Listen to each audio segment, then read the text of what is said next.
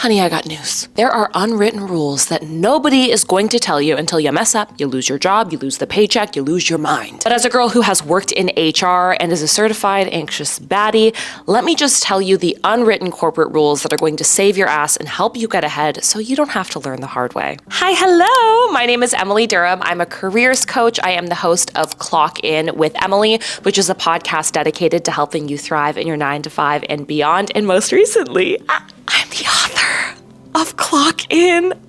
This is my debut book that is officially out for pre-order right now. It is a no BS guide on how to get ahead without losing your mind. I'm telling you literally everything you are ever going to need to figure out what you want to do for the rest of your life, land that job, get promoted, get paid without losing your shit.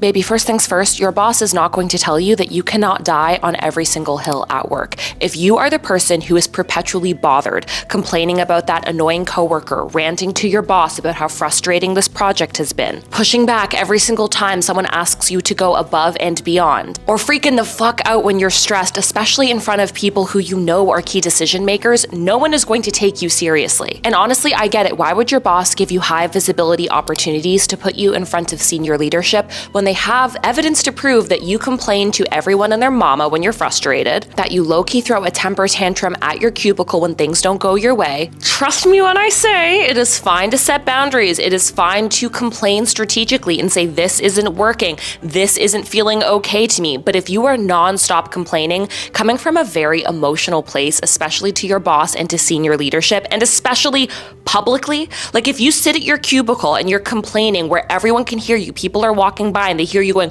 oh, fuck this person's so annoying, blah, blah, blah, blah, blah. Whoa, Nelly. That is your brand reputation. Suddenly people see you as someone who just can't keep their shit together, and that is not a good look. This one might be controversial, but I personally believe that consistent overtime is bad for your career because it devalues you. I will say, for short periods, like short sprints of work, maybe it's a couple of weeks, a couple of months, where you know that you have to work overtime, are totally fine. That is a natural part of the working world. But if there is not an end date attached to your copious overtime, and this is just a requirement for you to get things done, that to me signals a problem. Overtime makes you underpaid. When you work consistent overtime, what you're basically communicating to your manager is that you can continue to take advantage of me, and I don't have enough respect for myself, and I don't think the quality of my work is worth me advocating for a better pay, more reasonable hours, a better job title. You basically are saying, I will do more for less for you. Because other than the money, the big issue with overtime is that it very rarely gets rewarded because it's quiet. When most people work overtime, they're not letting their boss know the next day, hey, I worked 4 extra hours. No, you're doing it quietly at home. You commute back from the office, you turn on the TV, you eat your dinner on the couch while you're answering emails. Sure, your boss might see that you sent an email at 10 p.m. at night, but they're probably not paying attention to the time you sent that email. The frustrating reality is that most companies and your boss most likely do not see you working overtime as you going above and beyond. They see this as you doing your job just with different hours. In fact, if you do this a lot, some bosses just assume this is your preferred structure of working, or maybe that you don't manage your time well. They're not going to stop and think that there's an unrealistic expectation of how much you can do with how many hours there are in a week. If you find yourself in a cycle of working constant overtime, this is your sign to talk to your boss. Communicate, hey, this is how much I'm working. Is there an opportunity for us to reprioritize some of this work? Ideally, so they shift some of this away. And if they can't, it's your decision on whether or not you want to stay. But don't be shy. When it comes to your performance review at the end of the year, let your boss know that you want a raise to make up for all of the extra hours that you're working. If there's one unwritten rule that most people, especially young people, learn the hard way, it's that these people at work are not your friends, but you still need to be friendly. It is extremely critical that people at work like you, especially the people you work with regularly, because they're more likely to give you access to opportunities, speak highly about you in rooms that you are not in, and also people who are well-liked are more likely to get referrals for future opportunities down the line. Being well-liked is really important. But what I find a lot of people screw up on, especially early, I was gonna say screw the pooch. I don't even know what that means. Ugh. What most people drop the ball on is they confuse being friendly with being friends.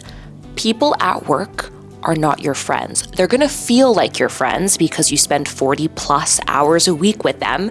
And because of the proximity and how much time you spend together, you're gonna feel a lot closer than you actually are. Unless you are hanging out with these people outside of work and speaking about things that are not related to work, those are not your friends. Those are your coworkers you are friendly with.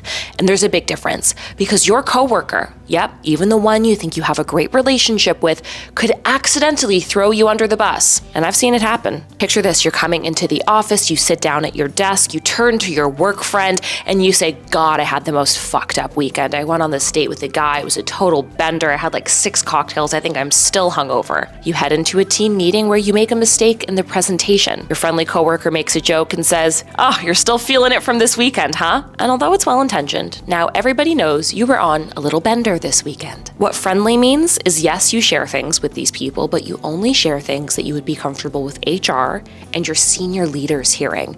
You could talk about going for dinner. You could talk about that date, just don't tell them you blacked out. You could talk about going out for drinks with your friends, but don't tell them you were out at the club till 6 in the morning.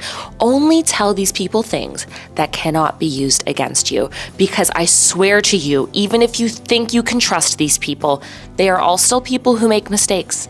And their priority right now is them.